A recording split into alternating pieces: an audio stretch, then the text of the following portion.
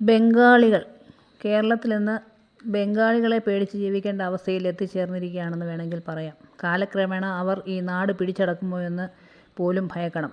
അങ്ങനെ പറയുമ്പോൾ നിങ്ങൾ ചോദിക്കും, നിങ്ങൾ അന്യസംസ്ഥാനങ്ങളിൽ അല്ലെങ്കിൽ അന്യരാജ്യത്ത് ജോലിക്ക് പോകുന്നതോ എന്ന്. നമ്മളെപ്പോഴും ആ രാജ്യത്തിൻ്റെ നിയമങ്ങൾക്കനുസൃതമായാണ് ജീവിക്കുന്നത്, അല്ലാതെ നമ്മുടെ ഇഷ്ടം അവിടെ നടപ്പാക്കുകയല്ല ചെയ്യുന്നത്.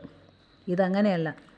ഈ ബംഗാളികൾ ബസ് സ്റ്റാൻഡ്, പൊതുസ്ഥലങ്ങൾ, റോഡുകൾ എന്ന് വേണ്ട ഒരു സ്ഥലത്ത് നമുക്ക് സ്വസ്ഥമായിട്ടൊന്ന് യാത്ര ചെയ്യാൻ പോലും പറ്റാത്ത അവസ്ഥയിലാണ് ഇവരുടെ പെരുമാറ്റം. ഉള്ള വസ്ത്രം അലക്കി വൃത്തിയാക്കി നമ്മൾ ചെന്നുപെട്ട നാടിൻ്റെ രീതിക്കനുസരിച്ച് ജീവിക്കാൻ അവർ തയ്യാറല്ല. നമ്മൾ അവരുടെ രീതിക്കൊത്ത് മാറേണ്ട അവസ്ഥയാണ് ഇന്ന് സംജാതമായിരിക്കുന്നത്. ഒരു വൃത്തിയുമില്ലാതെ വഴിനീളം മുറുക്കി തുപ്പി വൃത്തിഹീനമായ രീതിയിലാണ് അവരിലേറെ പേരും വിലസുന്നത്. ഒറ്റയ്ക്ക് സ്ത്രീകളെ കണ്ടാൽ തുറിച്ചുനോട്ടം, കമൻ്റടിക്കൽ, ചിലരൊക്കെ പെൺകുട്ടികളോടും സ്ത്രീകളോടും അപമര്യാദയായ പെരുമാറ്റം, മദ്യപിച്ച് വഴിയിൽ കിടന്ന ആട്ടം, ഇതെല്ലാം തുടങ്ങിയിട്ടുണ്ട്. ചിലയിടത്തൊക്കെ പീഡനം പോലുള്ള കലാപരിപാടികൾ മുമ്പ് അരങ്ങേറിയത് നമുക്ക് ഓർമ്മയുണ്ടല്ലോ. എങ്ങനെ ചിന്തിച്ചാലും ഇവരുടെ പുനരധിവാസം നമുക്ക് ദോഷം ചെയ്യും. ഇത് നിയന്ത്രിക്കണമെങ്കിൽ കേരളത്തിലുള്ളവർ പണ്ടത്തെ പോലെ ജോലി ചെയ്തു തുടങ്ങണം. കേരളീയർ ഇന്ന് തൊഴിലുറപ്പ് പദ്ധതി മാത്രം ചെയ്യാൻ ഇരിക്കുന്നവരായി തീർന്നിരിക്കുന്നല്ലോ. അതാകുമ്പോൾ തട്ടിമുട്ടി നിന്ന് 4 മണിയാകുമ്പോഴേക്കും വീട്ടിൽ ചെല്ലാം. ഇതിനിടെയുള്ള സമയം എന്ന് പറഞ്ഞാൽ ഫുൾ എൻ്റർടൈൻമെൻറ്റാണ്. ലോകത്തുള്ള സകല വാർത്തകളും ആകാശവാണികൾ ഈ വേദിയിൽ എത്തിക്കുന്നു. വിയർക്കാതെ കാശ് കിട്ടും, വിശ്രമിക്കുന്നതിന് കാശ്. മിക്കവാറും അങ്ങനെ തന്നെയാണ്. അതിൽ കുറച്ചുപേർ സത്യസന്ധമായി ജോലി ചെയ്യുന്നവരുമുണ്ട്. അതുകൊണ്ട് തന്നെ മറ്റു പണികൾ ഇന്ന് പലർക്കും ഇഷ്ടമല്ല. അഥവാ ഒന്ന് കഷ്ടപ്പെട്ട് വന്നാലോ, 8-8:30 ഒരു തരത്തിലൊന്ന് വരും. പക്ഷേ കൂട്ടിന് പണിയാൻ ആൾ വേണം, ഇല്ലെങ്കിൽ ബോറടിയാണ്.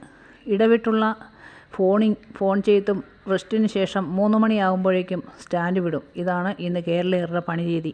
ഈ രീതി കണ്ട് മടുത്താണ് ബംഗാളികളെ നാട്ടിലിറക്കിയത്. അവർ പണികാര്യങ്ങളിൽ മിടുക്കരാണ് ഏറെ പേരും. പക്ഷേ ക്രിമിനൽ മെൻറ്റാലിറ്റി അവരിൽ കൂടുതലാണ്. ഈ അടുത്ത ഒരു വാർത്ത കാണുവാനിടയായി.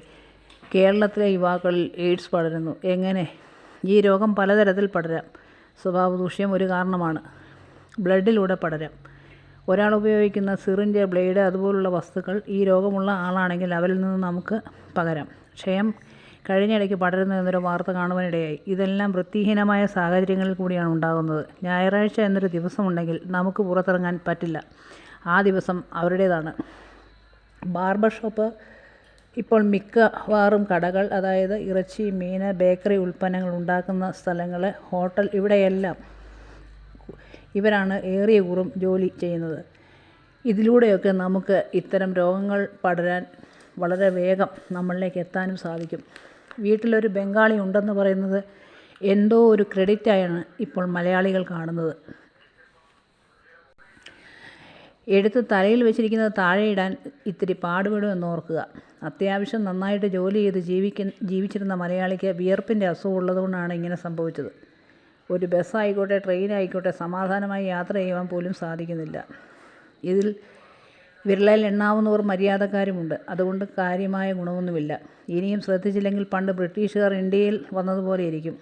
കാര്യം നമ്മളെല്ലാവരും ഇന്ത്യക്കാരാണ്. നാനാത്വത്തിൽ ഏകത്വമൊക്കെ ഉണ്ട്. ഇന്ത്യയിൽ എവിടെ വേണമെങ്കിലും യാത്ര ചെയ്യാനും ജീവിക്കാനും പ്രവർത്തിക്കാനും അങ്ങനെ ഒരുപാട് കാര്യങ്ങൾ നമ്മുടെ ഭരണഘടന നമുക്ക് അനുശാസിക്കുന്നുണ്ട്. പക്ഷേ ഈ രീതിയിൽ പോയാൽ നമ്മൾ സൂക്ഷിച്ചില്ലെങ്കിൽ ദുഃഖിക്കേണ്ടി വരും. നമുക്ക് പറമ്പില്ലെങ്കിൽ അന്യൻ്റെ കൃഷിസ്ഥലത്ത് പോയി പണിത ഉപജീവനം നടത്തിയിരുന്ന ഒരു കാലം ഉണ്ടായിരുന്നു. മലയാളികളുടെ തലച്ചോറിൽ വിളയാത്ത ഒരു കാര്യവും മറ്റ് സംസ്ഥാനികളുടെ തലയിലൂടെ ഓടുന്നില്ല. അത് നാം മനസ്സിലാക്കണം. മൊബൈൽ ഫോണിൽ നിന്നും ഇറങ്ങി ജീവിതത്തിലേക്ക് തിരിച്ചു വരിക. അല്ലെങ്കിൽ പണ്ട് ഒരു പഴഞ്ചൊല്ല് പോലെ ഒട്ടകത്തിന് തല വയ്ക്കാൻ ഇടം കൊടുത്ത പോലെ ഇരിക്കും ഭാവിയിൽ.